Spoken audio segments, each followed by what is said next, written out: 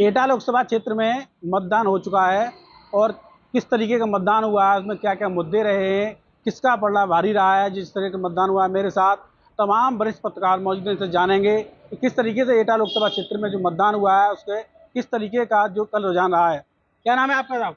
गजेंद्र चौहान नाम है। चौहान साहब, बताइए कल जो है मतदान हुआ है उसमें किस तरीके के जो है वोटिंग हुई है, इससे क्या लगता है किसका पलड़ा भारी होने वाला है? वोटिंग में जो देखने को आया था, कुछ स्थानों पर कुल मिलाकर अभी सपा और भाजपा लड़ाई में है।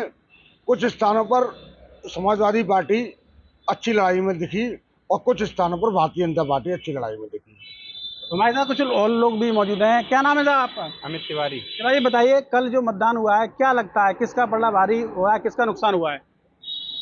नुकसान बहुजन समाज पार्टी का हुआ है। जो बहुजन समाज पार्टी का जो रिजर्व वोट है, उनका जो रिजर्व वोट माना जाता है, वो वोट जो तीन पार्टियों में जो लड़ाई थी, अब वो दो पार्टियों में सिमट कर रह गई है। तो जो बहुजन समाज पार्टी का जो वोटर है वो बीजेपी में भी गया है और सपा में भी गया। क्या लगता है इसका जो फायदा किसको होगा? फायदा दोनों को ही होगा। अब देखने वाली बात है कि 4 तारीख को जो उनका ये किस रिजल्ट कैसा आता है वो देख के ही पता लगेगा किसको फायदा हुआ है।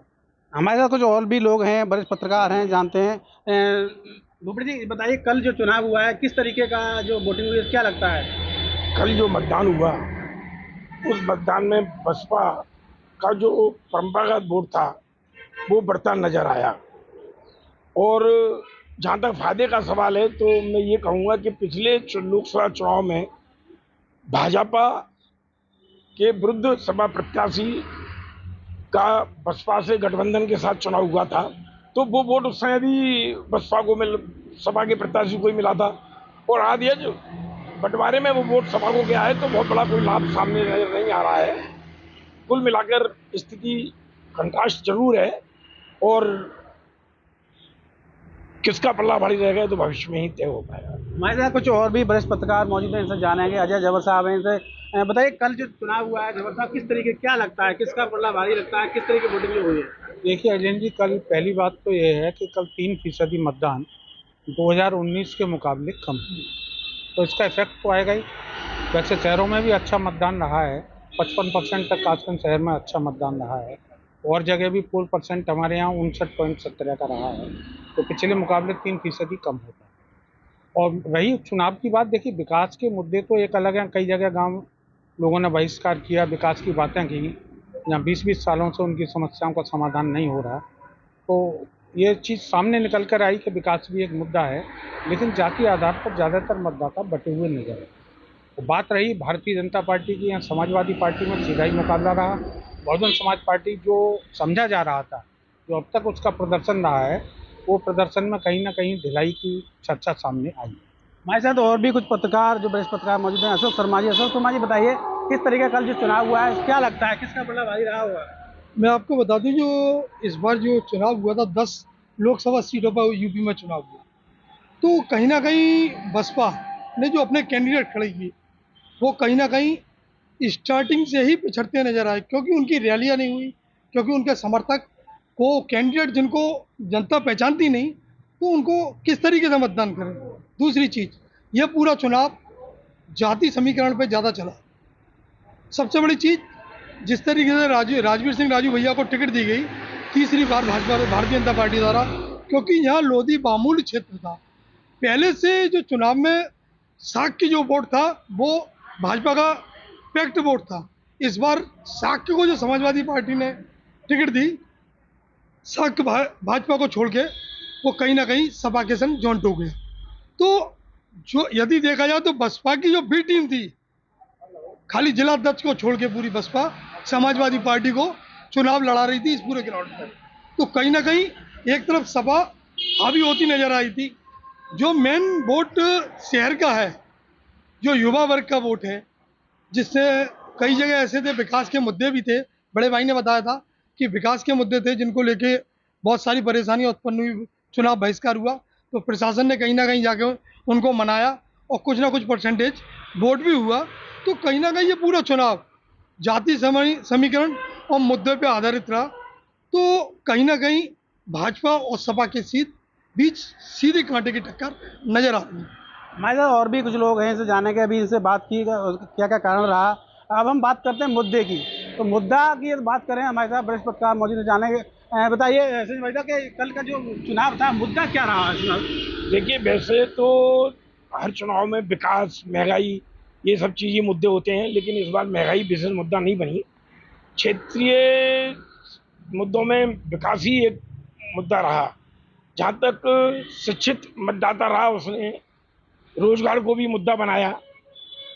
लेकिन कुल मिलाकर जो मतदान हुआ, वो या तो दलगत राजनीति से हुआ या जातिगत राजनीति से हुआ। मतलब मतदान में कोई बहुत बड़ा मुद्दा सामने नहीं आया। तो हमारे साथ और भी कुछ पत्रकार साथी मौजूद हैं, जानेंगे। आप बताइए अमित जी, ये आज जो कल का चुनाव हुआ है, उसमें क्या लगता है आपको, मुद्दा क्या रहे होंगे? मुद्दा एक तो संविधान का सबसे बड़ा मुद्दा है, और लोगों के ये अफवाह फैली हुई है कि बीजेपी अगर दोबारा से सत्ता में आई तो संविधान बदल देगी। तो जो दलित वोटर था, वो इस चीज़ को समझ के समाजवादी पार्टी की तरफ ट्रांसफ़र हो गया। और दूसरा एक बड़ा मुद्दा था कोविडशील्ड वैक्सीन का, जो हाल ही में जो ब्रिटेन के कोर्ट में ये बताया गया, ये हवाला दिया गया कि इस वैक्सीन से कई हानिकारक प्रभाव रहे हैं। तो ये यहाँ पर एक चुनावी मुद्दा बन गया जनता के बीच में। बताया जा रहा है कि वैक्सीन को वापसी लेने के भी आदेश जारी कर रहे हैं, ऐसा कुछ? ये मुझे टेक्निकल कोई इन्फॉर्मेशन नहीं है इस बारे में। हमारे साथ और भी कुछ जो है पत्रकार साथी मौजूद हैं, इनसे जानेंगे कि आखिर ये चुनाव में जो हुआ है, मुद्दा क्या था, क्या मुद्दा रहा हुआ है? अजेंद्र जी, एक्चुअली राष्ट्रीय मुद्दों की बात करें तो संविधान सबसे बड़ा मुद्दा रहा और कोविशील्ड का बहुत बड़ा मुद्दा रहा। लेकिन स्थानीय मुद्दे की बात करें तो सबसे बड़ा मुद्दा है कासगंज जिले और बदायूं जिले में बाढ़ का मुद्दा। यहाँ लगभग 71 गांव ऐसे हैं जो हर साल कहीं ना कहीं प्रभावित होते हैं, और कुछ गांव गंगा किनारे के ऐसे हैं जो बाढ़ से हर बार डूबते नजर आते हैं।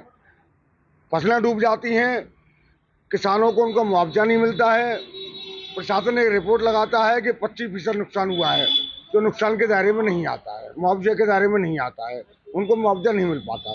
सबसे बड़ा मुद्दा तराई का यही रहा है कि हमें बाढ़ से जो आहार दिलाएगा वही यहाँ का प्रतिनिधि होगा। ये थे हमारे साथ सभी लोग हैं, इनसे एक बार और जानते हैं कि असल में इन्होंने अपने मुद्दे की भी बात की, समस्याओं की भी बात की। अब इनसे जानेंगे, कुछ और हमारे युवा पत्रकार साथी भी मौजूद हैं, इनसे जानेंगे क्या मुद्दा रहा होगा आपके जो चुनाव में कल? इस बार का जो मुद्दा रहा है वो सबसे ज़्यादा रहा है saving the constitution. I am a scholar, तो सब जगह यही बात है इन द यूनिवर्सिटी कि अगर हम कॉन्स्टिट्यूशन इस बार बचाते हैं और भाजपा को नहीं आने देते तो हमारी जो एजुकेशन है वो इम्प्रूव होगी।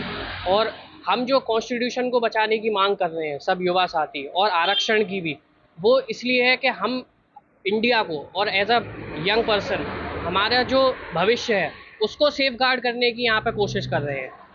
तो ये थे हमारे साथ तमाम पत्रकार साथी भी थे, और जो है इन्होंने सबने अपनी अपनी बातें रखी। आप जो बात करें तो यहाँ किसका पलड़ा भारी है, तो ये सभी लोगों का मानना है अभी कुछ भी कहा नहीं जा सकता, क्योंकि अधिकतर आप देखेंगे कि सपा और जो भाजपा की कांटे की टक्कर यहाँ देखने को मिली है। तो अब तो 4 तारीख को पता चलेगा, 4 जून को जब वोट खुलेंगे, कि आखिर कौन जीतता है और किस किस पे ताज सजता है। अजय शर्मा, न्यूज़ 18, कासगंज।